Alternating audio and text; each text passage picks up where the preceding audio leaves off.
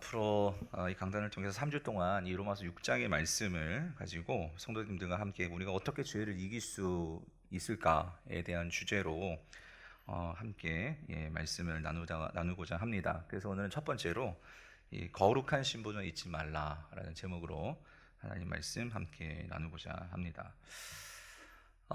성도님들, 우리가 뭐든지 이렇게 처음 할 때 첫 시작은 참 의미가 있지 않습니까? 그래서 여러분들이 처음 이제 요즘 또 이제 새 학기가 돼가지고 이제 1학년 아이들이 이렇게 학교 오는 모습들이 보여요. 그런 첫 시작, 뭐 여러분들이 첫 사업, 그리고 뭐 우리가 결혼하고 이제 첫날 밤, 뭐 여러 가지 첫날이 있지 않습니까? 그래서 첫날은 참 의미가 있는데 여러분, 그 예수님이 이 공생애를 이제 처음 시작하신단 말이죠. 근데 시작하실 때 처음으로 이 세상을 향하여서 선포한 말씀이 뭔지 아십니까? 뭐죠? 그래서 여러분 적어도 처음과 마지막은 좀 아셨으면 하는데요. 그 처음 하신 말이 뭐냐면요. 여러분 마태복음 4장 17절이에요. 같이 읽어볼게요. 시작. 이때부터 예수께서 비로소 전파하여 이르시되 뭐라고 말씀하세요? 회개하라, 천국이 가까이 왔느니라 하시더라요. 그러니까 예수님께서 세상을 향하여서 처음 선포 첫 마디는 뭐죠? 회개하라요. 회개하라. 예. 근데 여러분 여기서 뭘 회개하라는 것일까요? 뭐를? 한 단어로 말한다면 죄겠죠. 죄를 회개하라. 자, 근데 여러분 여기서 이 죄를 회개한다는 그 의미는 무슨 의미일까요? 그래서 사실 요번에 그래서 여러분 그 우리 3월 추천도서 제목이 뭔지 아세요? 뭐죠? 예. 뭐예요? 한번 읽어보시겠어요? 안 보여요? 회개를 어떻게 해요? 사랑할 수 있을까? 전 선생님이 이번에 3월 책들을 안 사신대요. 회계를 너무 잘해서 그러시는지 회계를 너무 잘 아셔서 그런지 모르겠는데, 근데 여러분 이 책 제목 좀 이상하지 않으세요? 저는 사실 맨 처음에 이 책을 읽었을 때에 제목이 좀 너무 이렇게 흥미로워서 궁금해서 이 책을 읽었어요. 여러분 이 책 얇고 되게 잘 읽혀요. 쉬워요. 여러분 꼭 한번 읽어보셨으면 좋겠는데, 아니 왜 저자는 회계를 사랑한다는 표현을 썼을까? 이게 좀 궁금하더라고요. 책 내용을 보면 이런 내용이 나와요. 이 저자도 이 책을 쓰게 된 동기가 이렇다고 합니다. 그 종교 개혁을 촉발시킨 이 마틴 루터가 그 비텐베르크 성당에 이제 95개조 반박문을 이렇게 내붙이면서 이제 종교 개혁의 이제 시발점이 되었거든요. 근데 이 95개조 반박문에 그 서두가 뭐라고 써 있냐면 이렇게 써 있다고 합니다. 우리 주 예수 그리스도께서 회개하라고 하셨을 때 이는 믿는 자의 삶 전체가 회개하는 삶이어야 함을 말씀하신 것이다 라고 이렇게 이제 95개조 반박문이 시작이 된다고 해요. 그래서 이 저자가 그걸 읽고 충격을 받았다는 거예요. 뭐냐면 회개라는 것이 여러분 우리가 어떨 때 회개해요? 뭔가 잘못했을 때 회개하는 거잖아요. 근데 루터는 회개가 삶 전체가 되어야 한다. 이 말이 이게 도대체 무슨 의미이지? 하는 궁금증이 저자가 들었을 뿐만 아니라 또한 이것이 충격이었다고 합니다. 왜냐하면 저자도 회개에 대해서는요, 그러니까 이 죄를 하나 지으면 우리가 반드시 그 죄를 고백해야 하는 것. 왜냐하면 그렇지 않으면 그 죄가 남아서 우리가 대가를 치러야 하지 않나 하는 이런 생각을 저자가 했다라는 거예요.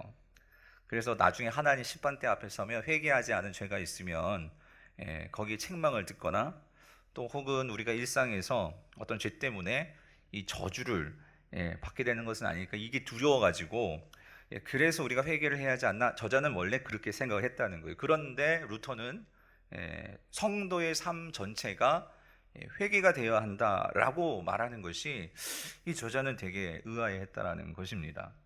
그리고 이 드는 질문이 그렇다면 그냥 죄를 고백하면 회개가 되는 것인지, 회개하지 않은 채 잊어버린 죄는 용서받지 못하는 것인지, 그러면 우리가 죽기 전에만 회개하면 결국 우리는 아무리 죄를 지어도 되는 것인지, 뭐 이런 질문들이 계속 꼬리에 꼬리를 물고 생겨나면서 이분이 책을 썼는데, 그러면서 하나씩 하나씩 자기가 이 회개에 대해서 잘못 이해한 것을 알 수 있었다는 것을 책에 써 있는데요. 성도님들, 여러분께 좀 여쭤볼게요. 여러분, 우리가 이 죄 용서 받는 게 우리가 회개 때문에 죄 용서를 받는 것입니까? 여러분, 우리가 회개를 하기 때문에 죄를 용서받는 것인가요? 무엇 때문에 죄 용서를 받는 것일까요? 그래서 여러분, 이 회개 자체가 우리를 용서하는 것은 아니죠. 예. 회개 때문에 죄 용서를 받는 것은 아닙니다. 그렇다면 우리가 어떻게 용서를 받는 것입니까? 그것은 우리 죄를 대신해서 예수 그리스도께서 십자가에서 죽으심을 통해 이루신 뭐 덕분이에요? 이 속죄 덕분이라는 거예요. 예수 그리스도께서 우리 죄를 대신해서 죽으셨기 때문에 우리가 죄를 용서받는 것입니다. 그렇다면 회개는 무엇입니까? 회개는 단순한 죄의 고백이 아니고 회개는 바로 이 속죄요. 예수 그리스도께서 나를 위해서 십자가에서 이루신 이 속죄의 은혜를 내가 믿고 내가 의지하고 내가 붙들므로 내가 나의 삶을 새롭게 시작하는 것, 새로운 삶을 사는 것, 그게 뭐예요? 그게 회개라는 것입니다. 그렇기 때문에 루터는 회개가 성도의 삶에 뭐가 되어야 된다고요? 전체가 되어야 된다라고 선언하고 있는 것이었습니다.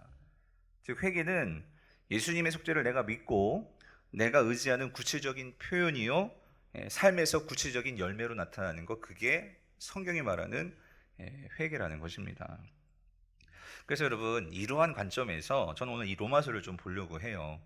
그 사도 바울이 이 죄와 은혜의 관계에 대해서 어떻게 그가 지금 설명하고 있고, 더불어서 그렇다면 우리가 어떻게 이 죄의 문제를 이길 수 있을까 하는 것을 세 가지를 말씀드리려고 하는데, 오늘 첫 번째만 한 가지만 말씀을 좀 나누고자 합니다. 자, 여러분 먼저 1절을 같이 다시 한번 볼게요. 우리 1절을 같이 읽어볼게요. 시작.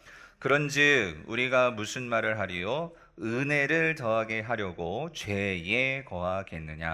아멘. 여러분 여기 보면 1절을 보면 이 로마서가 담고 있는 이 복음의 내용을 가장 선명하게 대조적으로 말해준 두 단어가 나옵니다. 여러분 그게 뭘까요? 그게 뭐예요?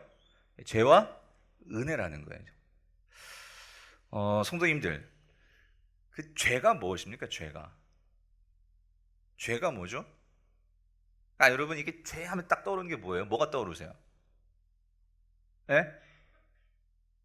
여기까지 잘 안 들리는데, 그러니까 우리가 죄 하면 뭐가 떠올라요? 뭐 이런 거 아니에요? 살인, 뭐 있어요? 사기, 또 뭐 폭력을 행하는 거, 그죠? 뭐 그 누군가에게 피해를 주는 그런 행동, 또 내 양심을 어기면서 속이면서 하는 어떤 그런 우리가 행동을 뭐라고 말하죠? 죄라고 그렇게 생각을 합니다. 세상도 그렇게 말을 하죠. 그런 구체적인 악한 행동, 그것을 죄라고 말을 하죠. 이게 맞습니다. 죄예요, 죄인데 성경은 그런 것들 죄들이라고 말을 하고, 성경은 좀 더 본질적으로 죄에 대해서 말을 합니다. 성경이 말하는 죄의 본질은 조금 다른 것 같아요. 성경이 말하는 근본적인 죄는 뭐냐? 로마서 1장 28절부터 31절을 보면 우리가 그걸 구분할 수가 있는데, 여러분 28절 같이 한번 읽어볼게요. 시작. 또한 그들이 마음에 하나님 두기를 싫어하매 하나님께서 그들을 그 상실한 마음대로 내려버려 두사 합당하지 못한 일을 하게 하셨으니, 여기 죄가 나와요. 뭐가 죄냐? 성경이 말하는 죄는 이게 죄예요. 뭐냐면 마음에 누구를 두기를 싫어하는 거예요? 하나님 두기를 싫어하는 거.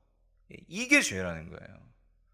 성경이 말하는 죄는 단지 죄된 행동, 그것보다도 이전에 우리 마음에 하나님 두기를 싫어하고, 이 말은 다시 말하면 내 마음에 하나님이 없는 상태, 여러분 그게 죄라는 거예요. 내 마음에 하나님이 없이, 그러니까 하나님이 내 마음속에서 주인 되는 게 아니라 내가 주인 되려고 하는 그런 삶의 태도, 삶의 방식, 삶의 그 모습이 뭐예요? 죄라는 거예요. 죄. 그래서 내 마음에 하나님이 없기 때문에, 하나님이 주인이시지 않기 때문에 결국 내 마음대로 행동하게 되죠. 그렇기 때문에 나오는 것이 뭐냐면, 그게 이제 29절부터 줄줄이 나오는 거예요. 뭐죠? 곧 모든 뭐예요? 불의, 추악, 탐욕, 악의가 가득한 자요, 시기, 살인, 분쟁, 사기, 악독이 가득한 자요, 수군수군하는 자요, 비방하는 자요, 하나님께서 미워하시는 자요, 능욕하는 자요, 교만한 자요, 자랑하는 자요, 악을 도모하는 자요, 부모를 거역하는 자요, 우매한 자요, 배약하는 자요, 무정한 자요, 무자비한 자라. 이거 말고도 엄청난 죄의 목록들이 성경에 나오죠. 그런데 이런 모든 죄의 본질은 뭐라는 거예요? 내 마음에 누구 두기를 싫어해? 하나님 두기를 싫어한다라는 거예요. 그런데 여러분, 이런 내 마음에 하나님 두기를 싫어하는 이 죄인의 결과가 뭔지 아십니까? 로마서 2장 5절은 우리 분명히 이렇게 말씀하세요. 우리 같이 읽어볼게요. 시작. 다만 내 고집과 회개하지 아니한 마음을 따라 진노의 날 곧 하나님의 의로우신 심판이 나타나는 그날에 임할 뭐요? 진노를 내가 지금 뭐하고 있다? 쌓고 있다는 거예요. 예.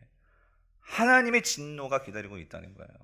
하나님의 심판의 날에 그 하나님의 진노를 피할 자가 없다라는 거예요. 성도님들, 죄의 결과가 무엇입니까? 죄의 결과는 사망입니다. 심판입니다. 하나님의 진노입니다. 그런데 사실 오늘 이 자리에 앉아 계신 저와 여러분들, 우리는 본래 이 마지막 하나님의 날, 종말, 이 하나님의 심판대 앞에 우리 모두가 서게 되는데, 우리 모두는 여러분, 오늘 우리가 앞에서 읽은 그 로마서에 있는 죄의 목록 가운데 여러분 이 목록에 걸리지 않으시는 분들 있으십니까? 여러분 있으세요? 뭐 혹시 여기에 목록에는 안 걸릴 수도 있겠어요. 근데 여러분 에베소서, 갈라디아서 모든 성경에 나오는 그 성경의 목록에 과연 걸리지 않는 사람이 있을 수 있을까? 여러분, 우리는 하나님 앞에서 어느 누구도 내 행위로 주님 나는 떳떳합니다, 나는 의롭습니다 라고 말할 수 있는 그런 사람이 있을 수 있을까요?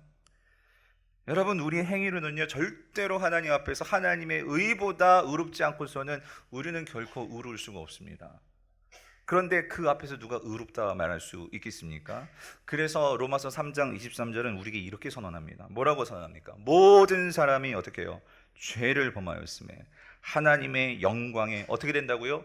이르지 못한다. 영광에 이르지 못한다는 게 뭐예요? 우리 모두 다 진노받을 자들이라는 거예요. 그런데 여러분, 오늘 우리에게 놀라운 일이 벌어졌죠. 우리 모두 다 진노를 받을 자들인데 저와 여러분들에게 하나님의 영광에 나아갈 수 있는 길이 열렸다는 거예요. 우리가 하나님의 죄의 심판으로부터 벗어날 수 있는 길이 열렸다는 거예요. 그 길이 무엇입니까?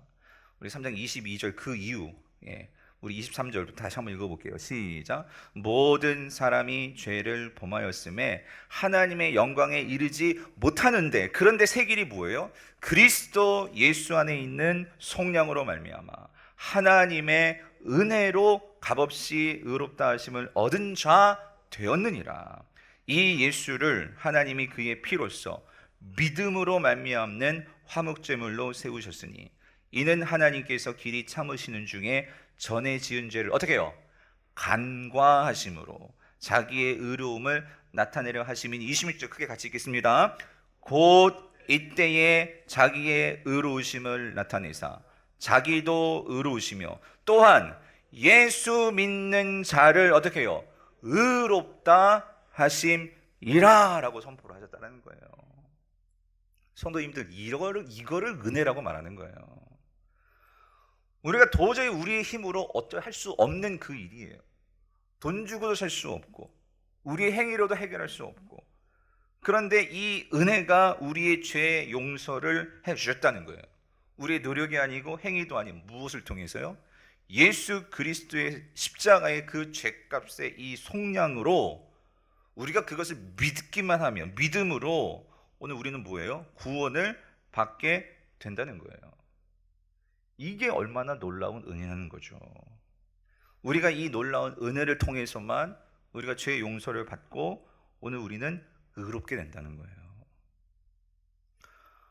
그런데 여러분, 이게 정말 이게 놀라운 것인데, 사도 바울 당시에도 이렇게 바울이 선포할 때 이걸 오해하는 자들이 있었어요. 뭐냐면, 우리 구원이 예수 그리스도의 십자가의 그 속량, 그 은혜로 오직 우리가 그것을 믿음으로 구원을 받는다고 하니까, 그 당시 로마서를 쓰던 그 당시 그 로마 성도들 가운데도 그렇다면 우리의 행위는 별로 중요하지 않네, 그러니까 우리가 막 살아도 되는 거 아니야? 이런 생각을 하는 자들이 있었다 없었다?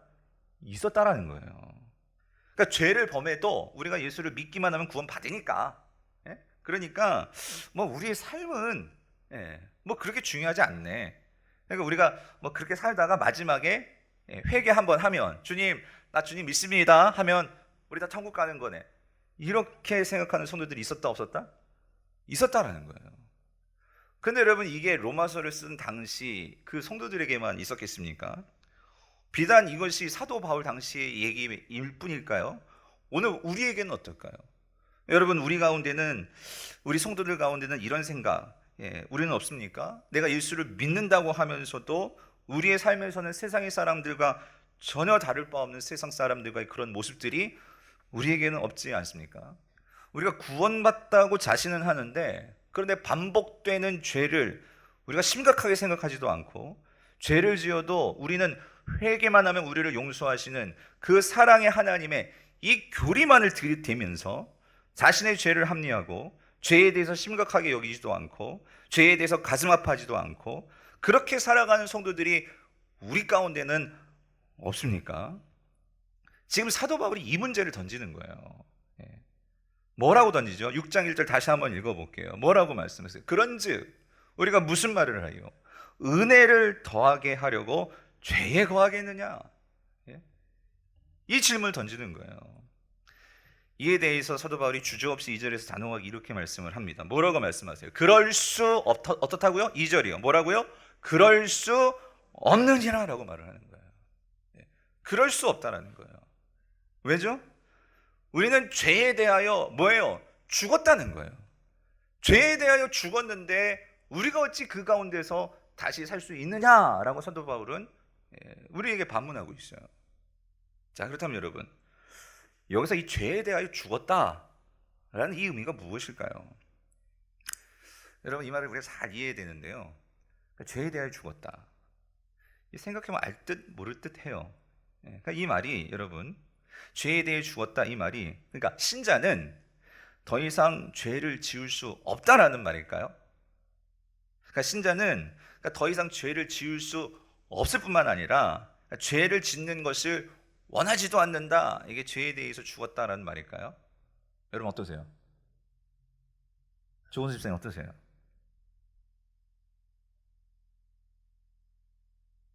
어떠세요? 그래요? 그러니까 이거는요, 여러분 생각하시면 돼요. 여러분 예수님 믿으시죠? 아멘? 근데 여러분 죄 지어요, 안 지어요? 저도 지어요. 예? 그러면 죄에 대해서 죽었다 이 말이, 그러니까 우리는 완전히 죄를 지을 수가 없다라는 말입니까? 그건 아닌 것 같아요. 그렇죠? 그러면 죄에 대해서 죽었으니까 죄가 더 이상 우리에게 영향을 끼치지 못한다라는 그 말입니까? 그 말이에요? 그것도 아닌 것 같아요. 우리 죄의 영향을 받아야 안 받아요? 우리는 때때로 유혹에 넘어져서 죄를 짓지 않습니까? 그거 뭐예요? 죄의 영향을 받은 거죠. 받은 거예요. 사랑하는 성도님들, 이 죄에 대해서 죽었다라는 게 그렇다면 이 말은 무엇일까요? 여러분, 이것은요, 오늘 저와 여러분이 예수 그리스도를 믿고 우리가 신자가 되는 순간 우리에게 바뀌는 것이 있어요. 그게 뭐냐면, 오늘 우리는 더 이상 죄의 지배 속에 들어가 있는, 곧 죄의 세력 아래에 놓여 있지 않게 되는 우리의 신분이 바뀌었다는 거예요. 뭐가 바뀌었다고요? 신분이 바뀌었다는 거예요.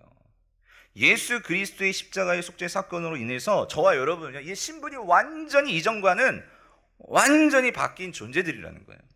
저와 여러분들이 예수님 믿기 전에는요, 이 죄와 이 사단의 노예의 신분이었어요. 그런데 우리가 그렇게 죄의 지배 아래에서 그 영향력 속에서 살아가는 자들이었는데, 그 예수 그리스도가 십자가에서 우리의 죄값을 다 치르시고 죽으심으로 우리를 건져내셔서 우리를 더 이상 그 사단의 죄의 지배 속에 있는 죄의 노예가 아니고 하나님 나라에 속한 이 하나님의 백성으로서의 이 자유인으로서의 신분을 우리에게 주셨다는 거예요.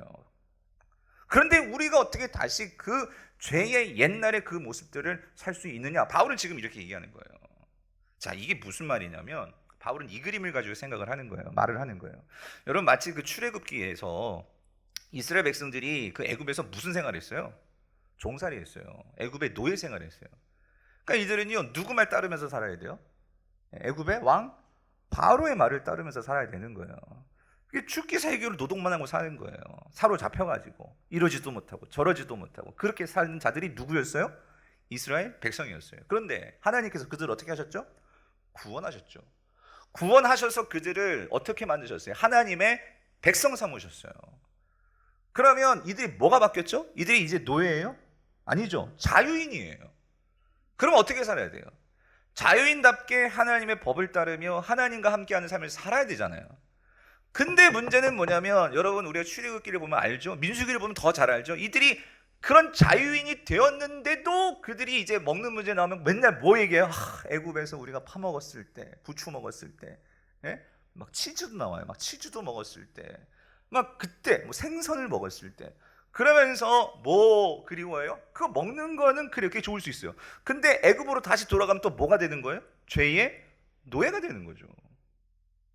그럴 수 있습니까?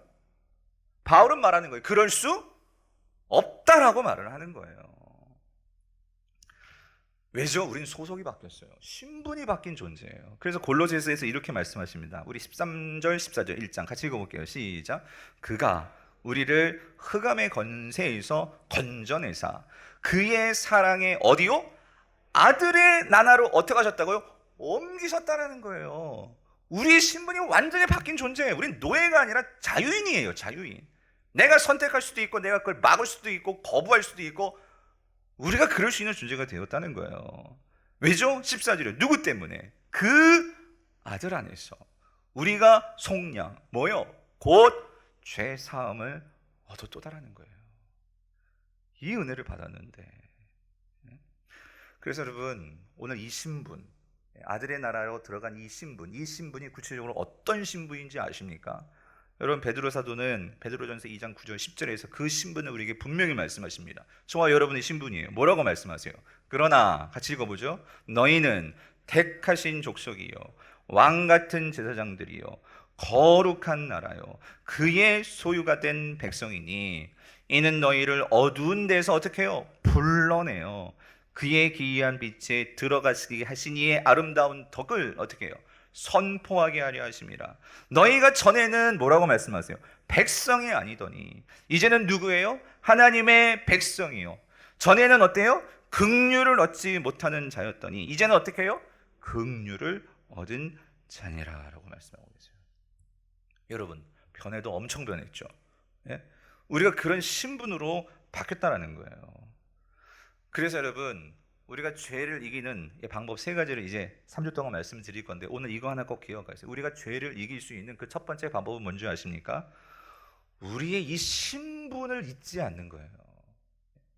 우리의 이 정체성을 잊지 않는 거예요. 사랑하는 성도님들, 우리는 누구입니까? 우리는 그 예수 그리스도의 고결한 피, 예수 그리스도의 죽으심을 통해서 그 사단의 나라에서 그 죄의 속박으로부터 건짐받아 자유함을 얻은 우리는 하나님의 백성이에요. 하나님의 자녀가 된 자들이에요. 왕같은 제사장이에요. 거룩한 나라예요. 그의 소유가 된 백성이에요. 이거를 분명히 기억한다면, 이 소속을 분명히 기억한다면, 여러분 우리가 이 세상에서 그런 세상의 유혹이 우리에게 찾아올 때 이 신분을 분명히 기억한다면 우리가 넘어지지 않고 죄를 이길 수 있다라는 거예요. 그러나 여러분 반대로 우리가 이 신분을 잊는 이상, 잊어버리면 우리는 여지없이 죄의 유혹에 넘어지는 거예요. 하나님의 백성임에도 불구하고 우리는 또다시 죄의 노예로 전락하는 거예요. 여러분 그 좋은 예가 뭐죠? 아담과 하와예요. 여러분 에덴 동산에서 이 아담과 하와가 뱀의 유혹에 넘어졌죠. 사단의 유혹에 넘어졌어요. 그런데 여러분 잘 보세요. 이 아담과 하와가 그들이 이 죄의 유혹에 넘어졌던 그 시발점이 뭔지 아십니까? 여러분 그 시발점은요, 그들이 하나님께서 부여하신 이 신분을 잊어버렸다는 거예요. 뭘 잊어버렸다고요? 신분.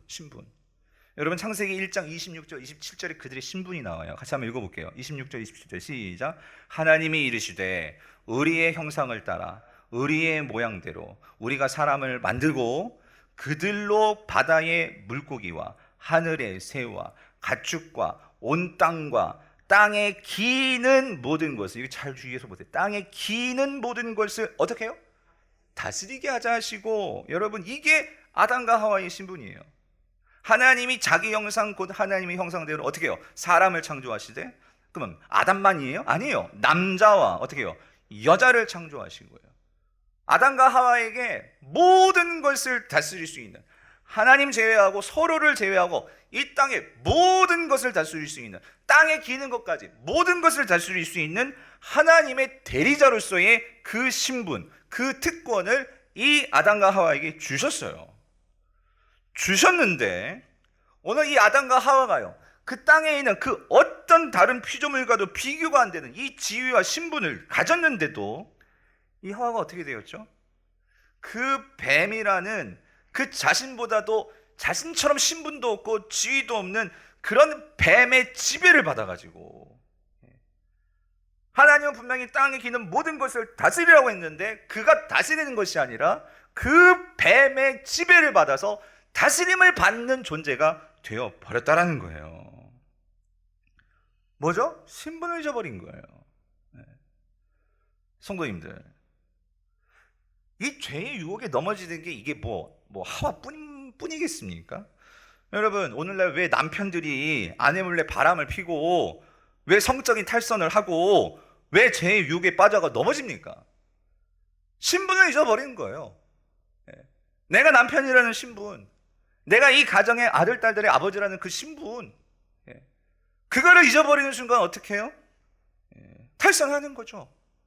성도님들, 아니 왜 유명 연예인들이, 정치인들이, 아니 성직자들이 돈에 넘어지고 성적 유혹에 넘어지고, 여러분 그 이유가 뭐죠? 첫 번째는요, 내 신분을 잊어버리는 거예요. 내가 누구인지를 잊어버리는 거예요. 교사가 신분을 잊어버리면 학생을 성추행하고, 검사가 신분을 잊어버리면 법 앞에 평등을 짓밟아버리는 것이 다 신분을 잊어버리기 때문이라는 거예요. 아무리 힘들어도 어려워도 내가 누구인지에 대해서 분명히 인식하고 있는 사람, 내 신분의식을 분명히 갖고 있는 사람, 여러분 그 사람은요, 죄의 유혹 앞에서 내가 누구인지를 알고 그것을 이겨낼 수 있다라는 거예요. 여러분, 이 좋은 예가 누구일까요? 여러분, 그 예가 여러분 예수님이에요. 여러분, 우리가 마태복음 4장을 보면 이 예수님이 공생애를 시작하시거든요. 그런데 공생애를 시작하시기에 앞서서 예수님이 광야에서 40일 동안 있으시면서 거기에 보면 이 사단에게 시험을 받습니다. 여러분, 마태복음 4장 1절 2절을 같이 읽어볼게요. 시작. 그때에 예수께서 성령에게 이끌리어 마귀에게 시험을 받으러 광야로 가사 40일을 밤낮으로 금식한 후에 어떻게 해요? 줄이신지라요. 자, 여러분, 여기서 우리가 주목해 볼 표현이요, 1절에서 예수님이 누구에게 시험을 받았다고요? 마귀에게 시험을 받았다. 여러분, 이거 이상하지 않아요? 아니, 어떻게 하나님의 아들이시고 하나님이신 분이 어떻게 마귀에게 시험을 받을 수 있을까? 근데 여러분, 여기서요, 우리가 너무나 중요한 이 예수님의 이 모습을 우리가 보게 돼요. 그건 뭐냐면, 여러분, 예수님은요 100% 하나님이시지만 그 예수님이 이 땅에 오실 때는 우리가 이걸 잊어서는 안 돼요. 예수님은요 100% 저와 여러분들과 똑같은 몸으로, 육신의 몸을 가지고 이 땅에 오셨다는 거예요. 이 말은 우리가 2절에 보면 더 분명히 알 수 있는데, 2절에 보니까 40일을 금식했어요. 그럼 여러분 당연히 어떻게 되겠어요? 배가 고파요, 안 고파요? 당연히 배가 고프죠. 먹고 싶죠. 예수님도 욕구가 있으셨다는 거예요. 예수님도 인간이셨다는 거예요. 우리가 이 점을 잊어서는 안 돼요. 즉, 예수님에게도 이 점이 있기 때문에 사단이 뭘 하는 걸까요? 시험을 하는 거예요. 그 인간의 몸이 예수님에게도 있었기 때문에. 그래서 사단이 찾아와서 시험을 하죠. 어떤 시험? 3가지 시험을 했어요. 근데 이 3가지 시험은 저와 여러분도 우리가 이 땅에서 육체의 몸을 입고 있기 때문에 우리도 받는 시험이에요. 그게 뭐죠? 첫 번째는요, 인간의 소비를 위한 물질의 시험이에요. 여러분, 이 땅에서 소비 안 하고 사는 사람이 누가 있어요? 소비해야죠. 근데 그 소비를 하기 위해서 물질이 필요하단 말이에요. 예수님께서 그 시험 받으시는 거예요. 두 번째 시험은 뭐죠? 자신을 보호하는 거. 여러분, 우린 누구나 다 자신을 보호하려고 해요. 방어 기제가 있죠. 이거 없는 사람이 누가 있어요? 그 시험. 마지막 3번째 시험은 뭐예요? 남보다 나를 높게 만든 이 성공에 대한 거. 여러분 가운데 성공 안 하고 싶은 분이 누가 있으십니까? 저도 성공하고 싶어요. 이러한 욕구들이 우리에게 다 있어요. 그런데 사단이 이런 기본적인 욕구인데 이걸 어떻게 시험을 하느냐? 사단은 아주 이렇게 시험을 하더라고요. 사단이요, 예수님께 시험할 때 꼭 쓰는 표현이 있어요. 여러분, 그게 뭐냐면 먼저 4장 3절에 같이 읽어볼게요. 시작. 시험하는 자가 예수께 나와서 이르되 내가 만일 하나님의 아들이거든 명하여 이 돌들로 떡덩이가 되게 하라요. 자, 6절도 볼게요. 6절 같이 읽어보죠. 이르되 뭐예요? 내가 만일 하나님이었든 어떻게 해요? 뛰어내리라. 이건 뭐가 반복되죠? 내가 만일 뭐? 하나님의 아들이거든. 여러분, 이 표현이 뭘까요? 여러분, 사단도 알아요. 사단도 안다고. 뭘 알죠? 예수님이 누구예요? 하나님의 아들인 걸 알아요. 여러분, 뱀이요, 아담과 하와가 이 에덴 동산을 다스리는 거 알았을까요? 몰랐을까요? 알았을 거예요. 사단은 너무나 잘 알아요. 그런데 여러분, 오늘 이 사단은 예수님의 신분을 너무나 잘 알았어요. 근데 사단은 여기서 교묘하게 예수님의 신분을 부정합니다. 어떻게 부정을 하냐면 이렇게 부정하죠. 예수님은 하나님의 아들이세요. 근데 뭐라고 부정을 하냐면 내가 만일 뭐예요? 하나님의 아들이라면 이렇게 내 요구를 따른다면 네가 진짜 하나님의 아들인 거 맞아. 이게 무슨 말이죠? 예수님은 지금 만국을 다스리는 이 신분을 받으신 분이에요. 근데 사단은 자신의 명령을 지금 따르는 존재로 만들어서 오늘 그 하나님의 신분을 가진 예수님을 그 자기보다 못한 존재로 떨어뜨리는 것이 뭐예요? 이 사단의 시험이었다는 거예요. 하와는 이 에덴 동산을 다 다스릴 수 있는 하나님의 그 신분을 부여받았어요. 그런데 그 신분을 완전히 망가뜨리는 것이 뭐예요? 사단의 전략이라는 거예요. 왜 그러는 거죠? 결론은 이거예요. 하나님의 형상을 가진, 하나님의 영광을 가진 그 모든 것들을 무참하게 짓밟으려는 것이 사단의 전략이라는 거예요. 사랑하는 성도님들, 예수님이 여기 넘어지셨습니까? 안 넘어지셨어요. 우리라면은요, 그거 과시하고 싶죠. 내가 힘이 있으니까. 그런데 여러분, 우리가 거기서 잘 분별해야 돼요.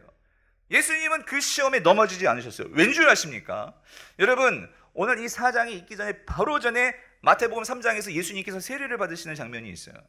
그 세례를 받으실 때 오늘 하늘로부터 이 예수님에게 들려주시는 음성이 있었어요. 뭐라고 말씀하시죠?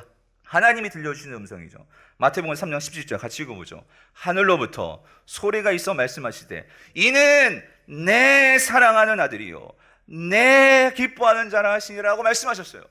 여러분, 누가 인정하시는 거예요? 사단이 만일 네가 하나님이거든, 하나님의 아들이거든, 이거 해봐, 그래야 하나님의 아들이야. 여러분, 그거에 흔들리시는 분이셨어요? 아니에요. 오늘 예수님은 하나님의 음성을 분명히 들었고 하나님이 주신 신분을 분명히 잊지 않고 살았다는 거예요. 그게 뭐예요? 너는 내 사랑하는 아들이고 너는 내 기뻐한 자라는 이 분명한 신분을 가지고 주님은 사셨다는 거예요. 그럴 때 사단이 어떤 시험을 해도 주님은 그 말에 넘어가지 않으셨다는 거예요. 사단의 요구에 따라 움직이는 그런 주님이 아니셨다는 거예요.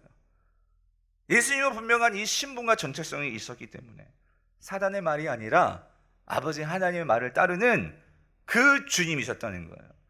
그래서 마지막에 주님이 이렇게 사단에게 선포하시고 물리치시죠. 마태복음 4장 10절 11절. 이에 예수께서 말씀하시되 뭐예요?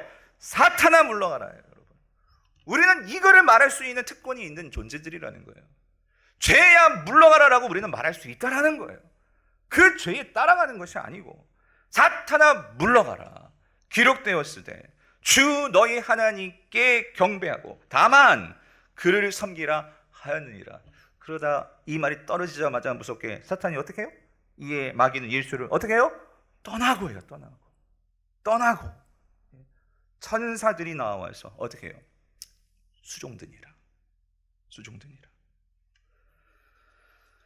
사랑하는 성도님들, 왜 우리가 세상에서 사단의 유혹에 세상의 시험에 넘어지고 죄를 범하게 되는 것일까요? 그것은 오늘 내가 십자가에 달려 죽으심으로 나에게 부여하신 오늘 우리의 이 신분, 거룩한 하나님의 나라, 거룩한 하나님의 백성, 거룩한 하나님의 자녀, 이 영광스러운 신분을요 우리가 제대로 이해하지 못하고 그것에 감격하지도 못했고 이 신분을 소중하게 여기지도 않았고 우리는 이것을 잊어버리고 세상에서 살아간다는 거예요. 세상에서 내가 하나님의 자녀요 하나님의 거룩한 백성이라는 이 신분의식이 없다 보니까 여러분 어떻죠? 결국 우리는 세상이 요구하는 대로 그냥 다 그걸 따라가는 거예요. 그냥 따라가요. 잘못된 것을 알면서도.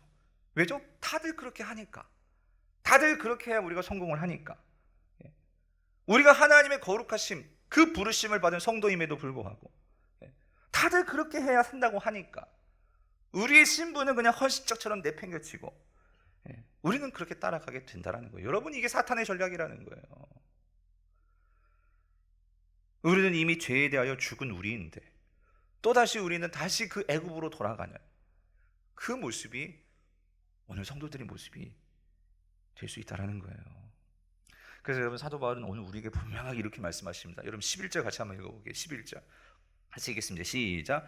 이와 같이 너희도 너희 자신을 죄에 대하여는 어떻게 해요? 죽은 자요 그리스도 예수 안에서 하나님께 대하여는 어떻게 해요? 살아있는 자로 뭐 할지어다? 여길지어다. 로기조마이, 분명하게 이것을 기억하고 잊지 말고 살아라. 여길지어다. 오늘 사도 바울은 이것을 우리에게 분명하게 말씀을 하시는 거예요. 제가 설교를 준비하면서 여러분 영상 하나를 봤는데 이게 뭐 설교하고 어떤 무슨 연관이 있느냐 그럴 수도 있겠지만 여러분, 이게요, 중학교 지금 14살짜리 중학생 1학년 학생이에요. 근데 얘가 자기 신분, 그러니까 이 14살이라는 중학생의 그 신분을 정확하게 이해하니까 얘는요 다르더라고. 근데 저는 이 모습이 오늘 전 그걸 보면서 하나님께 설교를 준비하다 그 영상을 만나게 해준 것도 참 신기했고, 이게 결국은 우리 성도의 모습이 아닌가 그런 생각이 드는데, 여러분 한번 영상을 한번 보셨으면 좋겠어요. 누가 되는지 정말 알고 싶더라고요. 여러분 어떻게 보셨습니까? 근데 여러분, 이게 딱 오늘 우리 주님께서 보여주시는 성도의 삶. 여러분, 근데 성도가 이 세상을 살아가면서 모든 성도들이 다 학원에 다니니까, 그러니까 안 다니면 나 어떻게 불안한 거죠. 오늘 주님은 우리에게 분명히 어떻게 살아야 할지를 우리에게 분명히 말씀해 주시는데, 내가 누구인지에 대한 신분도 없고 이해도 없고 불안하니까 우리는 결국 어떻게 해요? 세상을 따라가게 되더라는 거예요. 그런데 여러분, 14살짜리도 자기의 분명한 신분과 정체성을 하니까 결단이라는 걸 하더라고요. 여러분, 오늘 저 여러분 어떻습니까? 바라기는 여러분, 학교가 정상이 되려면 여러분 이런 아이들이 모이고 부모님들이 있어야 돼요. 선생님도 있어야겠지만, 그런데 여러분, 이 세상이 정상화되려면요 하나님의 부름받은 성도들이 있어야 돼요. 그 성도들이 그 신분을 가지고 세상에서 살아야지만 오늘 이 땅에 하나님 나라가 될 줄 믿습니다. 그런 마음과 신분으로 장사하시고, 우리 고3도 있고 고1도 있고 학생들도 있는데 공부하시고, 저는 목회하고, 우리 그런 삶을 사는 저 여러분들이 수 있기를 간절히 바랍니다. 오늘 우리 말씀을 생각하시면서 우리 이 찬양을 같이 기도했으면 좋겠어요. 주님, 우리가 진짜 참 많은 우리의 마음을 흔들어 놓는 세상이지만 우리의 시선이 정말 주님께서 나에게 부여해 주신 그 시선, 그 신분에 대해 고정을 시키고, 주님, 내가 이 땅을 살아갈 수 있도록 성령님 나를 도와주시옵소서. 우리 말씀을 생각하시면서 찬양하고 기도하겠습니다.